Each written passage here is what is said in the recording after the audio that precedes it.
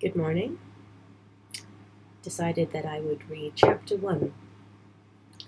Read this if nobody texted you good morning. First of all, good morning, beautiful. Is it too late to say that? I know you've probably been awake a while, likely hours or even all day. I know you may have gone this whole time without hearing it, shrugging back to friends and family who asked you how you're doing with a non-committal fine, because that is what we're meant to do as humans.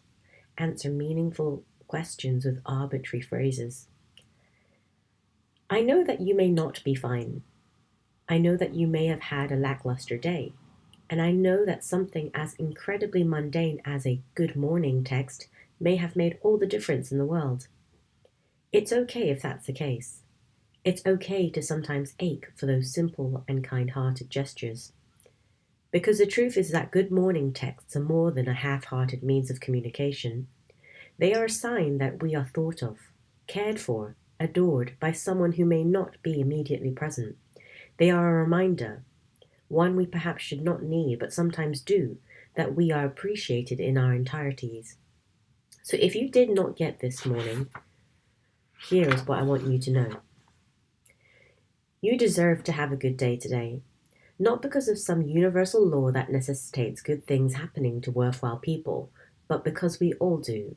We all deserve to have a beautiful morning and a correspondingly fantastic day, regardless of who loves us or appreciates us or thinks of us first when they wake up in the AM.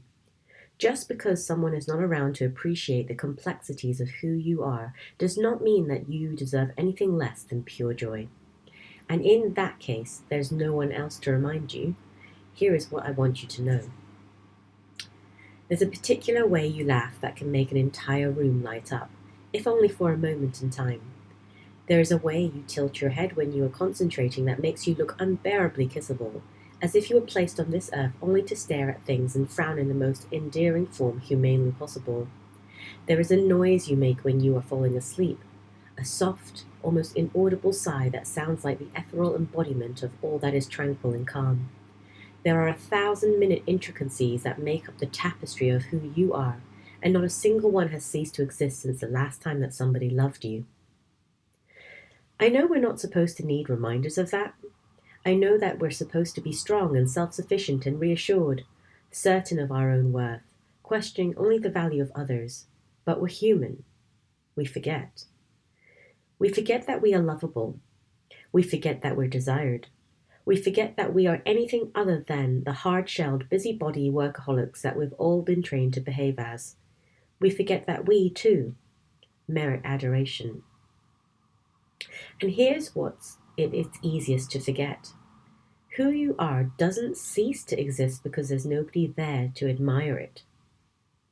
The way you bite your pencil is still cute, even when there's no one there to tease you for it. The way you hold yourself still exudes confidence, even if there's no one to assert it to. The way your eyes light up when you're talking about what you love is, and endlessly will be, attractive, regardless of who is there to listen to you speak. All the little quirks that make you up, are not extinguished because somebody once chose against them. You still deserve to have a good day, even when there's no one there to wish it to you, even if you forget to remind yourself. Someday, someone's going to love all those tiny things about you. Someone's going to love the way you cough. They're going to laugh at the way you lose your keys while you're actually holding them. Someday, someone is going to stare at you from across a crowded room and know exactly how you're feeling based on the way your head is tilting or the type of wine that you've used to fill your glass. Someone is going to appreciate all of your obscurities eventually, but right now they are all only your own. And that's okay. First and foremost, you will always belong to yourself. Here's what I urge of you if you did not receive a good morning text today. Don't forget about what makes you incredible. Don't let your intricacies slide, because the lovable parts of you are not gone. I absolutely promise you that much. You are so much more than the person who nobody texted this morning. You are encompassing. You are fierce. You are a blazing, roaring fire in a world full of people who've been burnt. So please, refuse to let the wounded people extinguish you. Refuse to be tamed. Refuse to flicker through into a Miagra, burnt out coal because somebody else is not tending to your flame. At the end of the day, we're all in charge of what we bring to our lives. So be the person who brings light to your own, even if nobody else shows up to it. Be the person who has a good day, even if nobody wishes it to them. Find a way to fuel your flame when no one else remembers to, because the world needs the light you give off. And you, my dear, are too intense a power to be reduced by something as small and insignificant as a lack of a good morning text.